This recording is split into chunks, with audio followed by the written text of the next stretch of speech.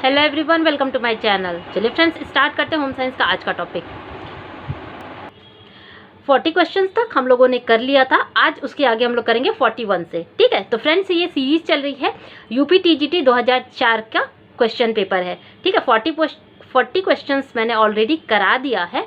जिन लोगों ने भी नहीं देखा है वो वीडियो प्लेलिस्ट में पड़ी है, आप लोग आराम से उसको देख सकते हैं। ठीक है, तो आज 41 से उसी के आगे से स्टार्ट करते हैं। तो हमारा आज का सबसे पहला क्वेश्चन है, श्वसन की क्रिया 1 मिनट में कितनी बार होती है? 72 बार, 18 बार, 50 बार या फिर कोई नहीं? तो आप लोग फटाक से 72 बार मत लगा दीजिएगा। क्यों? क्योंकि यहाँ पे श्वसन की क्रिया पूछ रही है, यानी कि 1 मिनट में हम कितनी बार सांस को अंदर खींचते हैं और सांस फिर बाहर आती है, यानी सांस का अंदर और बाहर ये दोनों ही क्या होगा, तब जाके श्वसन क्रिया बनती है। केवल अंदर या फिर केवल बाहर आना ही श्वसन क्रिया नहीं होती। सांस अंदर खींचना, ठीक है, अंदर खींचने के बाद फिर श्वसन का बाहर आना ही, यही दोनों ही क्या कहलाता है? श्वसन क्रिया कहलाती है। तो यह 1 मिनट में कितनी बार होती है? तो यह 1 मिनट में होती है 15 से 20 बार। यहाँ पर 15 से 20 नहीं दिया है तो ऑप्शन दिया है 18, तो 15 से 20 बार के अंदर में आएगा 18, तो यहाँ पर हमारा ऑप्शन सही हो जाएगा बी। ठीक है, 72 बार कैसे थे? देखिए, जो नाड़ी की गति है या हृदय की गति है वह होती है 72 बार। ठीक है, तो आप लोग थोड़ा सा ध्यान दीजिएगा। श्वसन की क्रिया कितनी बार होती है? 15 से 20 बार होती है। ऑप्शन में अगर 15 और 20 न दिया हो, उसके बीच का कुछ भी दिया हो तो भी आप उसको टिक कर सकते हैं। ठीक है, नेक्स्ट देखते हैं। जब किसी कारण से फेफड़ों तक ऑक्सीजन नहीं पहुंचती तथा ऊतकों को ऑक्सीजन नहीं मिलता है तो उस स्थिति को क्या कहते हैं? यानी कि किसी भी कारणवश फेफड़ों तक यानी हम ऑक्सीजन नहीं ले पाते हैं तथा ऊतकों तक ऑक्सीजन नहीं पहुंचता है तो उस स्थिति को एस्फिक्सिया कहते हैं। क्या कहते हैं? उस स्थिति को एस्फिक्सिया कहते हैं। नेक्स्ट है हमारा microwave oven, pressure cooker, vacuum cleaner. तो ये कार्य सरलीकरण के क्या है? पुराने समान है? नहीं। नए क्रांतिकारी समान है? गृहिणी को पीटने के समान है? तो बिल्कुल भी नहीं, कुछ भी नहीं। तो यहाँ पर हमारा आंसर सही हो जाएगा कि नए क्रांतिकारी समान है कार्य सरलीकरण के। नेक्स्ट है हमारा गृह सज्जा का विभिन्न अंग कौन सा नहीं है? ध्यान दीजिए, नहीं पे भी फोकस करिएगा। गृह सज्जा का विभिन्न अंग कौन सा नहीं है? फर्श पर अल्पना बनाना, ये है गृह सज्जा का काम। दीपावली या शादी विवाह के समय झड़ियाँ बनाना, ये भी है। घरों में कमरों में भेड़ बकरियाँ रखना, ये क्या है? घर सज्जा के समान है? नहीं। तो गृह सज्जा का विभिन्न अंग कौन सा नहीं है? तो नहीं है, तो घरों तथा कमरों में भेड़ बकरियों का रखना गृह सज्जा के अंग के अंतर्गत नहीं आता, बाकी सी चीज़ें आती है। नेक्स्ट है हमारा सजावटी नमूने में, सजावटी नमूने रचनात्मक नमूने के किस भाग को सुंदर बनाया जाता है? यानी जो सजावटी नमूना होता है उसके किस भाग में, ठीक है, सजावटी नमूने के रचनात्मक नमूनों के किस भाग को सुंदर बनाया जाता है? तो ऊपरी भाग को सुंदर बनाया जाता है, जिससे कि ऊपरी भाग क्या होता है? देखने में पहले नज़र तो उसी पे पड़ती है ना, ऊपर के ही सामानों पर, तो ऊपरी भाग जो है वो सुंदर लगेगा। जब ऊपरी भाग सुंदर लगेगा तब उसके अंदर देखने का हमें मन करेगा। इसीलिए सबसे पहला जो कवर होता है उसको बहुत ही सुंदर बनाना चाहिए, वो चाहे जिस भी चीज़ का हो। ठीक है, पर्दा हमेशा लगाना चाहिए। कैसा? मोटा तथा पूरे दरवाजे एवं खिड़कियों पर, पतला एवं आधे दरवाजे एवं खिड़कियों पर, पतला एवं पूरे दरवाजे खिड़कियों पर, या फिर किसी भी तरह। तो पर्दा हमेशा ऐसा लगाना चाहिए जिससे कि जो सूर्य का जो प्रकाश है वो बहुत ही ज़्यादा अंदर ना आए, अंदर और बाहर जो है वो दिख ना पाए। ठीक, इसीलिए तो हम लोग पर्दे का इस्तेमाल करते हैं। तो पर्दा मोटा तथा पूरे दरवाजे एवं खिड़कियों पर जो है वह कवर होना चाहिए, आधा अधूरा पर्दा जो है वह नहीं लगाना चाहिए। तो यह देखने से भी सुंदर नहीं लगता। दूसरा, यह क्या होता है, इससे क्या होता है, आधी जो गंदगी होती है, बाहर की जो धूल मिट्टी गंदगी, वह अंदर आ जाती है। पर्दे से क्या होता है, वो सारी चीज़ें जो है वो पर्दे पे ही अटक जाती हैं और अंदर नहीं आ पाती हैं। तो पर्दा जो है वह हमें बाहर की धूल मिट्टी गंदगी से भी बचाता है, इसलिए पर्दा हमेशा मोटा और पूरे दरवाजे पर लगाना चाहिए। और सूर्य की जो तेज किरणें होती हैं वह भी मोटे पर्दे के कारण जो है वह रुक जाती हैं। नेक्स्ट है हमारा समय व्यवस्थापन की योजना के सफल होने से, समय व्यवस्थापन की जो योजना है उसके सफल होने से क्या होता है? संतोषजनक पारिवारिक लक्ष्य की प्राप्ति होती है, सही बात है। परिवार के सदस्य मानसिक रूप से संतुष्ट होते हैं, ये भी सही बात है। संतोषजनक पारिवारिक लक्ष्य और मानसिक संतुष्टि दोनों की ही प्राप्ति होती है, तो ये भी सही बात है। इनमें से कोई नहीं, तो ये गलत बात है। तो यहाँ पर हमारा आंसर सही हो जाएगा सी, कि ए और बी ये दोनों ही सही हैं, तो आंसर हमारा हो जाएगा सी। नेक्स्ट देखते हैं, किस उपकरण में तैयार खाद्य पदार्थों को वायुमंडल से कम तापमान, वायुमंडल के कम ताप से कम ताप पर रखकर खराब होने से बचाया जाता है? तो ये हम सब जानते हैं कि जो रेफ्रिजरेटर है उसमें कूलिंग करने से, यानी ठंडी चीज ठंडा रखने से क्या होता है, उसमें बैक्टीरिया यानी जो उसके जो बैक्टीरिया होते हैं वो पनप नहीं पाते हैं, ठीक है, वहीं पर उनकी वृद्धि क्या हो जाती है, रुक जाती है। तो हमारे यहाँ आंसर सही हो जाएगा ए, रेफ्रिजरेटर। यानी रेफ्रिजरेटर में तैयार खाद्य पदार्थों को वायुमंडल के ताप से कम ताप पर रखने से खराब होने से उनको बचाया जा सकता है। नेक्स्ट है हमारा अपने परिवार समाज तथा राष्ट्र हित हेतु अपनी क्षमताओं का संपूर्ण उपयोग कर मानव जाति का कल्याण कर सकता है। कौन कर सकता है? कुपोषित व्यक्ति? बिल्कुल नहीं। सुपोषित व्यक्ति? स्वस्थ व्यक्ति? इनमें से कोई नहीं। तो एक स्वस्थ व्यक्ति, ध्यान दीजिए, एक स्वस्थ व्यक्ति ही ये सारे काम को जो है वह कर सकता है। ऑप्शन हमारा सही हो जाएगा सी। नेक्स्ट देखते हैं। नेक्स्ट है हमारा विभिन्न स्वयंसेवी, ध्यान दीजिए, विभिन्न स्वयंसेवी संस्थाएं सामुदायिक स्वास्थ्य उत्थान हेतु कौन कौन कार्यरत हैं? विभिन्न स्वयंसेवी संस्थाएं यानी कि एनजीओस, नॉन गवर्नमेंट ऑर्गेनाइजेशन, जिन्हें जो कि क्या होती हैं, वह स्वयंसेवी संस्थाएं होती हैं, खुद से ही संचालित की जाती हैं, इसलिए उन्हें एनजीओ कहा जाता है। एनजीओ का फुल फॉर्म है नॉन गवर्नमेंट ऑर्गेनाइजेशन। तो ये कौन कौन से हैं? तो भारतीय रेड क्रॉस समाज एवं भारत सेवक समाज, जी हाँ, कस्तूरबा मेमोरियल फंड एवं हिंद कुष्ठ रोग निवारण संघ, ये भी है। भारतीय बाल कल्याण परिषद एवं अखिल भारतीय नेत्रहीनता उन्मूलन समाज। तो यानी ये सभी क्या है? ये सभी स्वयंसेवी संस्थाएं हैं जो कि सामुदायिक स्वास्थ्य उत्थान हेतु जो है वह कार्य करती हैं। आगे देखते हैं, पर्यावरण के अजैविक घटक कौन से हैं? तो अजैविक, सबसे पहले जानिए कि जो पर्यावरण के घटक है वो दो तरीके के हैं, एक तो जैविक और दूसरा कौन सा है? अजैविक। तो जैविक घटक के अंतर्गत देखिए क्या क्या चीजें आती हैं। तो जैविक घटक के अंतर्गत प्रकृति प्रदत्त आता है, यानी कि जो नेचुरल चीजें होती हैं वह जो होती हैं वह जैविक घटक के अंतर्गत आती हैं, और जो मैनमेड होती हैं यानी जो कृत्रिम होती हैं, आर्टिफिशियल होती हैं, वह अजैविक के अंतर्गत आती हैं, जो कि पर्यावरण को प्रभावित करती है। तो जैविक और अजैविक समझ में आ गया आप लोगों को। तो इसमें से देखिए पर्यावरण के अजैविक घटक कौन कौन से, कुछ दिख रहा है? तो ये आसपास की वायु, ये भी जैविक घटक है क्योंकि ये नेचुरल है। जल, ये भी जैविक है। स्थल, ये भी जैविक है। तो इनमें से ये सभी क्या है? देखिए ये सभी जैविक है। अब देखिए फ्रेंड्स, यहीं पे क्वेश्चन जो है वो थोड़ा सा दिक्कत कर दिया। यहाँ पर तो दिया गया है कि जैविक अजैविक घटक कौन से, और इनमें से देखिए कोई भी अजैविक घटक नहीं है। ये सारे क्या है? ये सारे अजैविक घटक है। अब इसमें से किसको सही माने या किसको गलत, ये अभी हम नहीं बता सकते। आप लोग बस ये जानते रहिए कि पर्यावरण के जो घटक हैं वो दो तरीके के होते हैं, एक तो जैविक, दूसरा अजैविक। जैविक के अंतर्गत नेचुरल चीजें आती हैं, अजैविक के अंतर्गत आर्टिफिशियल, कृत्रिम या फिर संश्लेषित चीजें आती हैं। तो ये कॉन्सेप्ट आप लोग क्लियर रखिएगा। एग्जाम में क्वेश्चन अगर इस तरीके से आएगा तो फिर अब देखिए, अब यहाँ पर अजैविक पूछा है, अब यही इसी तरीके से क्वेश्चन जो है हर बार जो है वो कुछ ना कुछ 2 से 4 क्वेश्चन जो है वो डाउटफुल हो ही जाते हैं।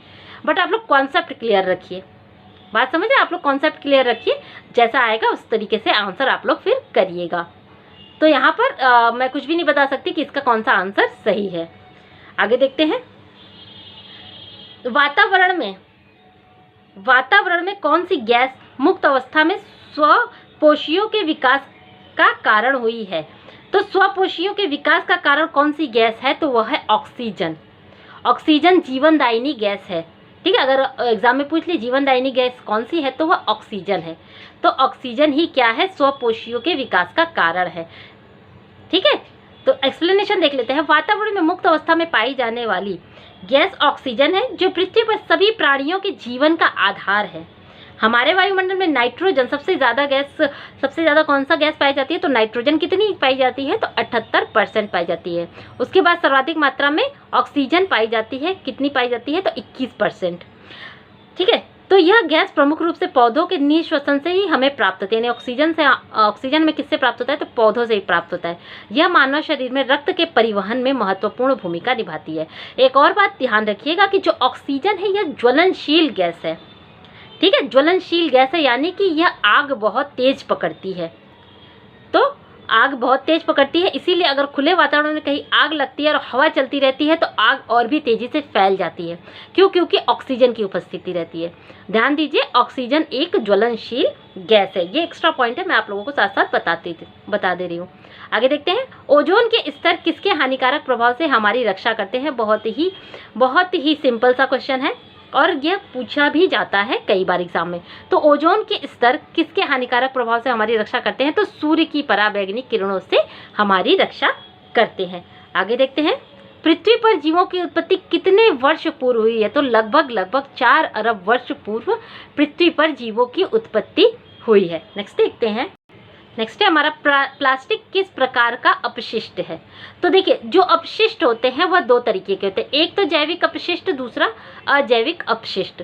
ठीक है, यहाँ पर भी वही चीज़ें आ जाती हैं। जैविक अपशिष्ट कौन से होते हैं कि जो नेचुरल होते हैं और जिनका कि क्या होता है, वायुमंडल में जो है वो मिल जाते हैं, सूक्ष्म जीवों द्वारा उनको विखंडित कर दिया जाता है और फिर वह वायुमंडल में या फिर मिट्टी में, वायु में, जहाँ भी होता है वह वहाँ पर मिल जाते हैं। ऐसा कह सकते हैं कि वह प्रकृति को कोई नुकसान नहीं पहुँचाते हैं। ठीक है, तो ऐसे अपशिष्ट जो प्रकृति को नुकसान नहीं पहुँचाते हैं और जीवों द्वारा, सूक्ष्म जीवों द्वारा आसानी से विखंडित करके वातावरण में मिला देते हैं, तो ऐसे अपशिष्ट कहलाते हैं जैविक अपशिष्ट।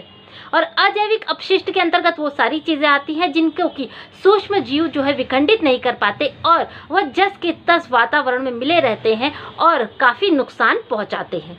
तो प्लास्टिक भी उनमें से ही एक है। कौन से अपशिष्ट में आएगा? तो प्लास्टिक जो है वह अजैविक अपशिष्ट में आएगा। अब देखिए, यहाँ पर भी ऑप्शन कुछ समझ में नहीं आ रहा है।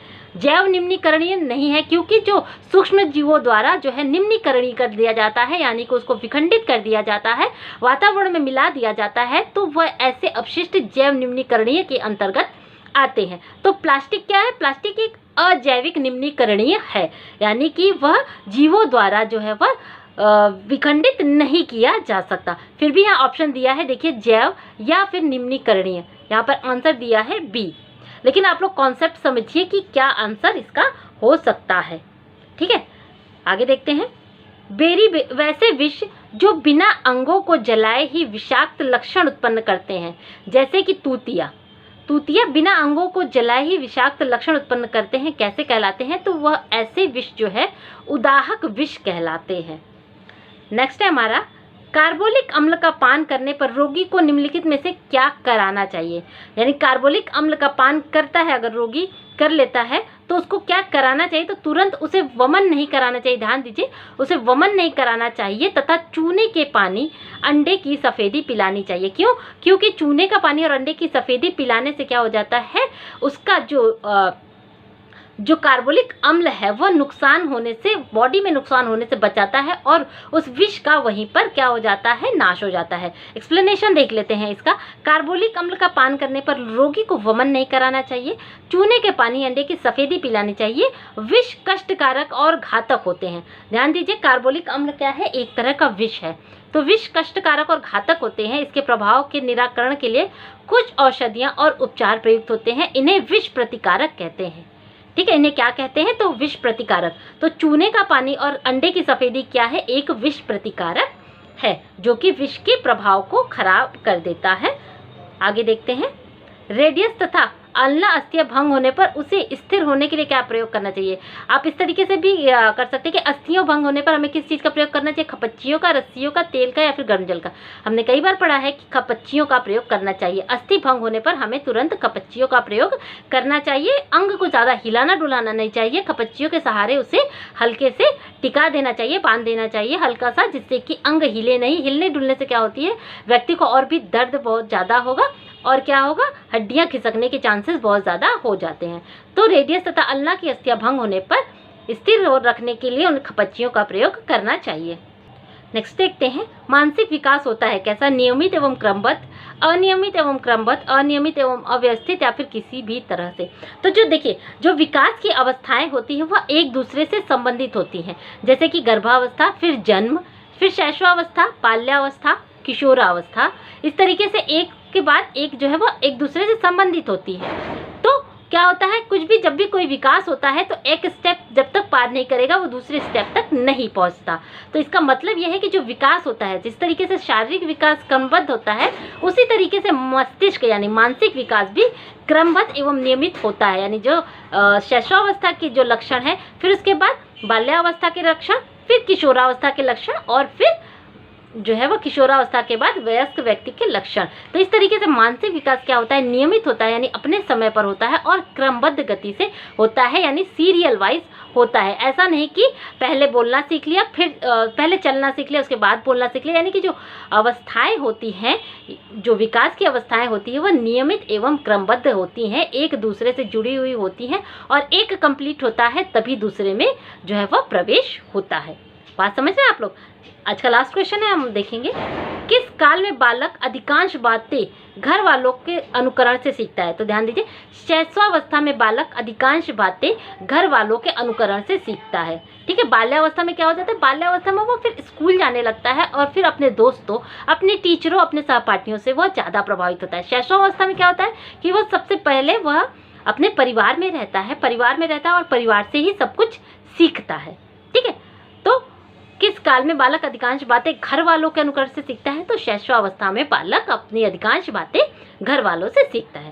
तो फ्रेंड्स, खत्म करते हैं आज का यही का क्वेश्चन। आई होप आप लोगों को चीज़ें पसंद आई होंगी। पसंद आए तो प्लीज़ वीडियो को लाइक, शेयर और चैनल को सब्सक्राइब करना बिल्कुल मत भूलिएगा। वीडियो के PDF मैं टेलीग्राम पर शेयर कर दूंगी, और इस पेपर के सारे PDF मैं जो है वह टेलीग्राम पे शेयर कर दूंगी। आप लोग वहाँ से भी इसको निकाल लीजिएगा और अपने अच्छे से प्रिपेयर करिएगा। चलिए फिर मिलते हैं अपने नेक्स्ट वीडियो में, तब तक के लिए थैंक यू।